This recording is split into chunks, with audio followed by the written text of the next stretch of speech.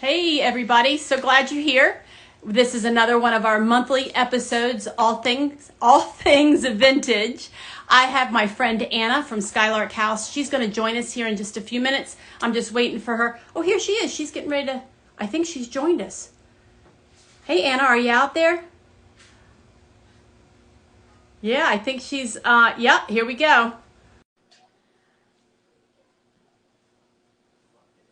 We're just getting connected here. Alrighty, hi everybody. Thanks so much. We're just waiting on Anna and I to get our connection together. Sometimes this is a problem, and I'm still working on that thing. So let's just see here. Anna, are you out there? Says she joined. Okay, well, we're waiting for that connection to happen, so I'm just going to kind of go on. So each month for the past, I don't know, 3 or 4 months or so, we're getting on a chosen Saturday like today at 4 o'clock, and we're just talking all things vintage. Why we love it, where to find it, what to do with it, all sorts of things like that. Last month, I shared a project, and I painted the project here on the IG Live. And, oh, here she is. Oh, good. Hey, girl. We had a technological glitch there. Yeah, I was figuring that. We're getting this figured out. So good to see you. I was just telling everybody what we do each month and how we get this going and what we talk about. So let's jump right into it. Okay. First of all, we were going to talk about what we did last month, and I kind of started to say that. So last month, I took a little tray and a candle pedestal, and I showed you how to do this project. I have a blog post for it too, but I just want to show everybody what it turned out to be. Isn't that the cutest little thing? So it was a wooden tray, and this was the ugliest green candlestick you've ever seen. We painted it up. You can go back and watch that live. You can go over to my website, reinventeddelaware.com, and you're going to see this project. It's really fun. And Anna, I think you have a project for us this month, don't you? Yes, I have an update. But first, I just want to say, you know how to fix avocado green like nobody. I know. Who would ever guess? You guys have to go see the before. It's hysterical. That was from 1972. Yes. Yeah, well, I can't wait to see your update. It was on a dresser, right? Yeah, so I painted like a small chest of drawers, and I put a lot of work into it. I sanded it, you know, I did all the prep work. I wiped it down with a degreaser, everything you're supposed to do. And I put milk paint on it. And I love milk paint because it provides texture. You know, it's not just, most paints, they're great if you want just like a smooth, consistent finish, but I like milk paint because it's unpredictable, and because it gives your furniture and your products texture. And most paints just don't do that. So anyways, I painted the chest of drawers, and the drawers itself, the fronts of the drawers just were extremely chippy. Like the paint was just like flaking off, not like in a good way. It was like too much chipping. So I decided, you know, I just really wasn't happy with the way it looked. Everything else, you know, the top and the sides was perfect. It worked really well.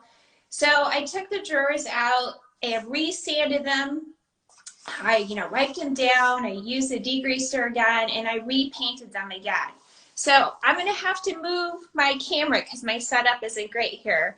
But I'm going to show you what it looks like now. So it looks a lot better. Can you see it? Oh, wow. Let's see, I'll do that. Oh, I love it. Yeah, so there's still some chipping, which gives it that character and texture, but it looks, it doesn't look like it's having a bad hair day anymore, you know? So yeah, so that's the update. And I think it's important too because, you know, well, you probably can't see me very well. The milk paint doesn't always do what you expect it to do, right? Mm-hmm. So, you know, even though we do this all the time, for us, things don't even work out the way we expect them to. Mm-hmm. So, you know, it's always a roll of the dice, and you just got to figure out how to move forward. Yeah, so. Definitely. Well, you really took that, you know, you really took that project and fixed it up. So I'm thinking that you had the before shot on your blog. Is that right? Yeah, I did. I wrote an after post of it. So now I'm going to have to write another after post. You know? To tell people where to find that post at. Yeah, so if you go to www.skylarkhouse.com and just click on my blog, you can scroll down and you will find it right there. You can also find a picture of it on my Instagram grid as well. Okay, so if you want to just quickly pop over there, you can see it as well. Yeah, so the pic that I did is on my Instagram as well. So I can't remember if I showed the before and after on my Instagram. I don't remember, but you could always see it on the blog post. And you have a project today for us too, right? Right. Woo, let's see it. Let's hear about it. So I'm going to use milk paint again, but I'm going to try to have to move my camera. So you guys, you know, I always forget that when we have these little live sessions, I only get half a screen. So Cindy, can you tell me, can you see that? Yeah, we can see that. I have to go down just a little bit more. Oh, I just lost it. There we go. There we go. Yeah, that's good. So it's always a little tricky to set things up so people yes, can, right? It is. Okay, so talking about texture, right? A lot of times I find architectural salvage, right? Mm-hmm. And sometimes when you find it, it doesn't look so pretty. Like this, right? Yes, I love it. Not my favorite colors, you know, the wood looks a little rough. Normally, I prefer architectural salvage to look like this, right? Oh, nice. Yes. Right? You want that patina and texture and character. So here, let me show you another one. So here's another one. This is a huge corbel. And you can see that, you know, it has layers of paint on it. You know, it kind of has the chippiness to it. So that's typically what we look for when we get, you know, architectural salvage. Yes, so, I love that piece. Wow. So what I wanted to show you today was how to turn something like this, because I picked this up for just a few dollars at an architectural salvage yard. And so this was also originally looked like this piece here. Oh my goodness, such a difference. Yeah, so all I did is, so you can see it has the texture. I'm trying to kind of zoom in so you guys can get an idea as to what it looks like. So it has that texture and character that I like. So that's one of the things I use milk paint for. So I'm going to walk behind the desk now. Okay. Can you see me? Oh yeah, I see you perfectly. Okay. So I already have my paint mixed up here. You just want to stir it a little bit. So let me just say, milk paint comes, it's dry form, like it's a powder, and you do equal parts, for the most part, equal parts water and paint. Is that right? That's correct. Thank you for saying that. And then I always try to go for a consistency that looks like pancake batter. That's kind of what I go for.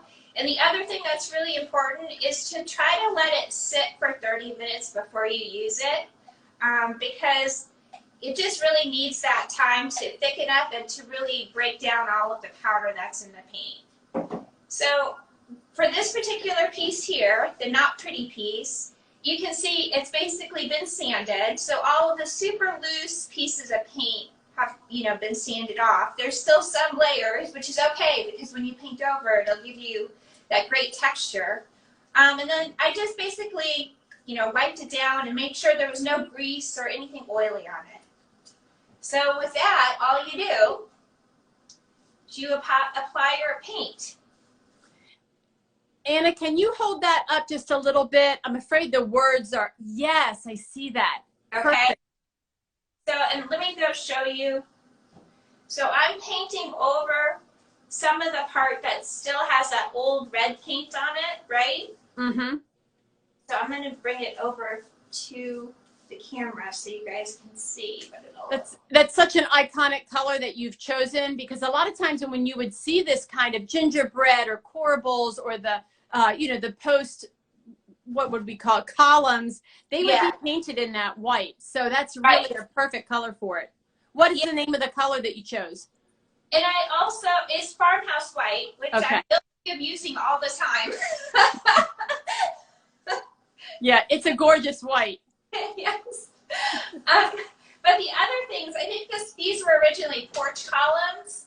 And then there were parts, you know, so they were originally probably like 8 feet long. And there were parts that were not good. So these were just cut down into portions where the parts were good. And these are great. First of all, you can use them on their own in like bookcases. They look great. But they're also great as risers. So you can use them to put candles on. You can use them to put a vase of flowers on. There's all kinds of different things you can use them for, which, you know, make things look pretty and functional. Yeah, I love that. And what a great way to kind of restore a piece of history that otherwise would wind up in the trash. Right. But yet we're able, when you take something like this, especially talking about cutting it down, because who's going to use an 8-foot column, you know, to decorate with? That might be a little challenging, but cutting it up into sections. So how tall do you think yours is? This piece right here, I'm going to guess it's probably about 1 foot tall. Nice. So I'm going to bring it over so you guys can see what it looks like. It's still a little bit wet, but can you see where the paint is still being applied? Yes. Areas that were previously painted. So right now you can't tell because it's a little bit wet, but when it dries, it'll give it a very nice kind of texture and patina. Wow. And all you did to prep it was, well, what did you do to prep it? Remind me. So I sanded it. So just like with a random orbit sander. Mm-hmm. And then did some hand sanding in the creases. And then I made sure there was no like oil or grease or anything on it. So I went over it with a degreaser. Nice. Thread cutter. That's the one that's my degreaser of choice. But you can use 409. There's all kinds of things you can use. Even Dawn. No, not Dawn, Dawn. Okay. So we're gonna wrap up here in a few minutes. We try to just hold everybody for about 15 minutes. So a couple of really quick questions, okay? Sure. How many coats of paint are you gonna put on there to get the look of the other one, like you have the other one? At least 2, probably 3. Okay. Is it gonna chip on its own, or do you have to help it along? You don't know. It's milk paint. It has a mind of its own. Okay. So you let it do its thing, and if you need to chip it off a little bit more, you can do that. Sometimes I've used a knife to chip off. Right. What is that called? Like a scraper. Yes. Yeah. And then the last question for this piece in particular, are you going to seal it? Yeah, I always seal stuff. This I'm only going to seal with a wax because it's not going to get a lot of use. Usually, you know, if it's a tabletop or a stool or something, then I will seal it with a water-based polyacrylic. But for this, I'll use just a wax and seal it that way. Awesome. Yeah. So everybody can go over to your website and they can see some really cool ideas, because I think I saw a blog post about this over on your website. Yes. And it has ideas of how to use this in their homes, right?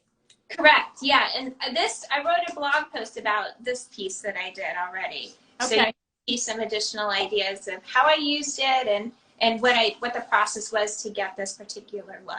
Well, that is so cool. Well, Anna, this was a great project. I think people could very easily do a little bit of thrifting and antiquing and find something like this and make it for themselves. It would be so much fun. Yeah, definitely. It's great. It's fun. It's easy. And it's useful. So yeah, nothing bad about it. Nothing bad about it. No. Well, listen, say the name of your website again.